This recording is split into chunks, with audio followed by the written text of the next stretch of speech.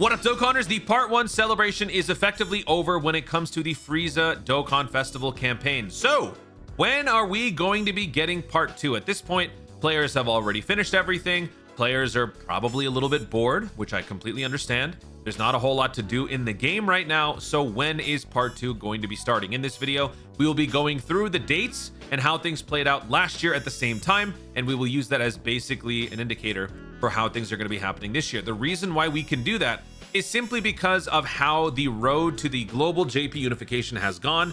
Anticlimactically, it has not played out the way a lot of people expected in terms of the banners. In terms of the content, they have done a pretty decent job, but the banners wise, it has been a little bit weird, but in hindsight, it's actually been for the better. So if you guys have been enjoying all of the Dokkan content, and if you guys are looking forward to Sparking Zero, which I would highly recommend you guys start to check out, especially during these final slow days before global blows up with the anniversary and worldwide download, make sure you guys hit that subscribe button. Oh, we hit 88,000. Hey, thank you guys so much. 88,000 subscribers has been achieved, all thanks to you guys. Thank you. And I just dropped a big time breakdown video on Sparking Zero. So if you guys need something else to keep your mind off of Dokkan, maybe you've done all of your daily missions, you just want to have something else to kind of keep your mind off of it, then make sure you guys hit that subscribe button and check out my Sparking Zero videos. I will be doing some live streams kind of going over all of this stuff as well. So it's going to be non-stop Dragon Ball, man. First world or anniversary in about a month, worldwide download in about 2 months, and then we've got Sparking Zero in October. It is a good time to be a Dragon Ball fan, and I'm going to have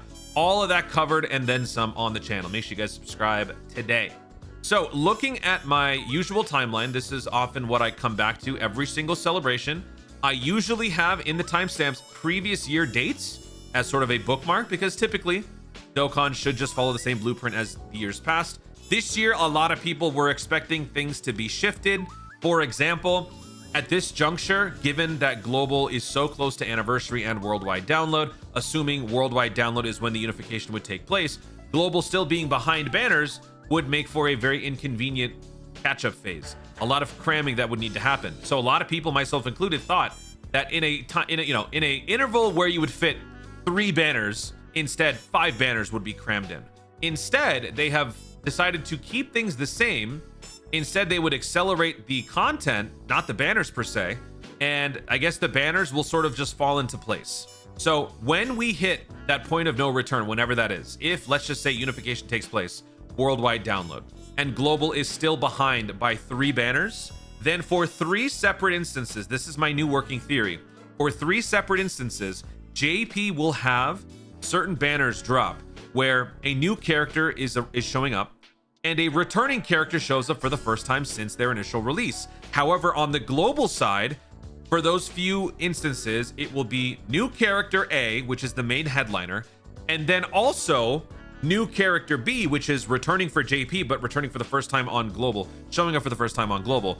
And so that will only happen for a limited time. And then eventually global will seemingly become one with JP and all will be fine.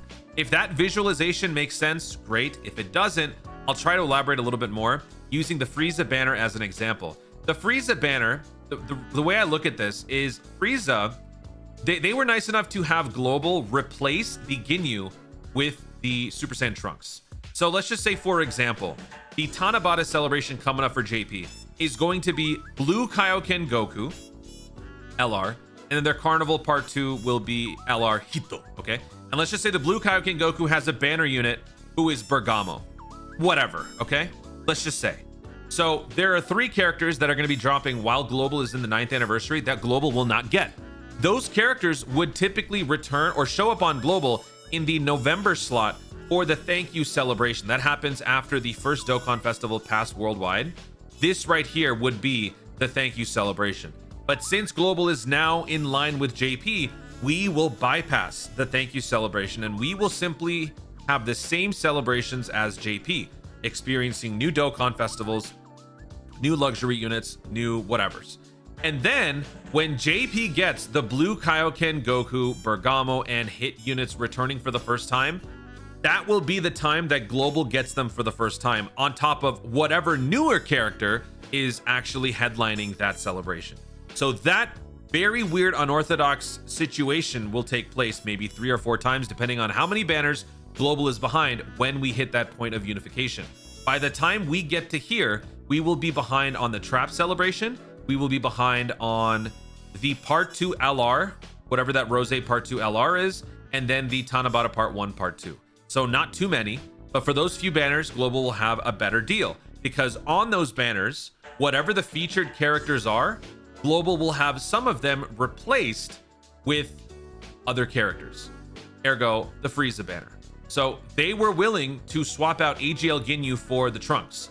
So let's just say, you know, Saiyan Day 2025 is Broly, right? And then the banner unit is Paragus, and then Blue Kaioken Goku shows up right here, and then Bergamo shows up right there.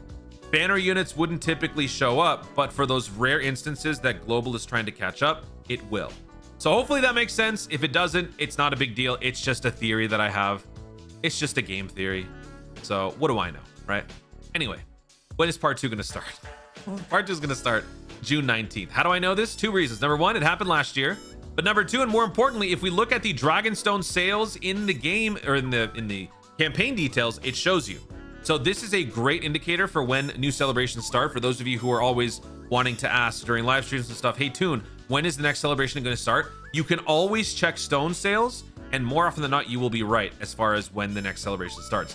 June 19th, 10:59 p.m. for me is 31 minutes before the next banner releases. And if we go back to last year, that's exactly what happened. Hellfighter 17 was the banner, releasing at the exact same time, same dates and everything.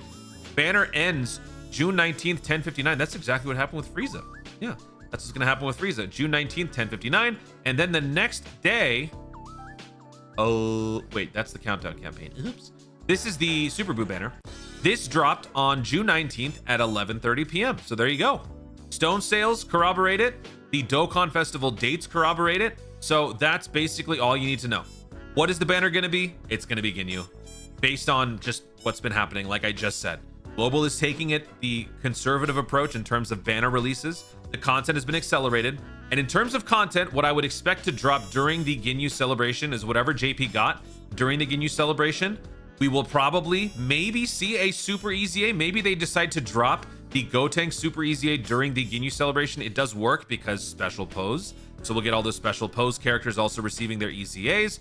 Burst mode. World Tournament, I feel like has to be confirmed at this point, because we are still behind one World Tournament, and that is the only opportunity for us to do that, unless they decide to shoehorn in a World Tournament during the Trap celebration in between, but that's not typically a time for them to do that. So I am anticipating a World Tournament, and just so happens that the Super Boo LR celebration also had a World Tournament. So history is seemingly repeating itself yet again. And then once, oh no, World Tournament starts. Oh man, this is a me problem. World Tournament starts the night that the campaign for Countdown begins. So the 9th anniversary Countdown last year started June 29th at reset. 6.5 hours later, stupid World Tournament dropped. Oh my gosh. So what's going to happen is it's probably going to do the same thing this year. Only difference is while I'm going to be grinding away on that stupid mode, y'all are going to be able to enjoy the LRSTR UI EZA. Don't forget, that has to happen during Countdown. The comeback campaign happens during Countdown. Excite Battle, the new event, is going to be dropping during Countdown. And also, I believe Stage 5 drops during the Countdown. So what I think will happen is Red Zone Movie Edition 2 Stages 3 and 4 will happen during Ginyu Celebration. And then Stage 5 alone will happen during the Countdown, leading to 6 and 7, the final two stages of Red Zone 2, to drop during the actual 9th anniversary celebration. So all of these stones will eventually end up in our pockets, like I did in my, Dragonstone video. It's just may not happen in the way that I've listed it here. So there will still be a good amount of intrigue coming into the Ginyu celebration, but as far as the banner's concerned, everyone should be skipping. The character is cool, but we've got bigger fish to fry. We've got 9th anniversary on our hands, and then we've got worldwide download very soon after. And if some of you are going to be tempted to summon on another banner before that, it's better off being a Dokkan festival rather than a legendary summon. This isn't even going to be a carnival. This is going to be a legendary summon. Like, if you have to choose between this impulse summon or this impulse summon, then I would say Space Lorax 100% of the time. Plus, you get to summon for me. I mean, why would you choose Ginyu over me? Don't answer that question.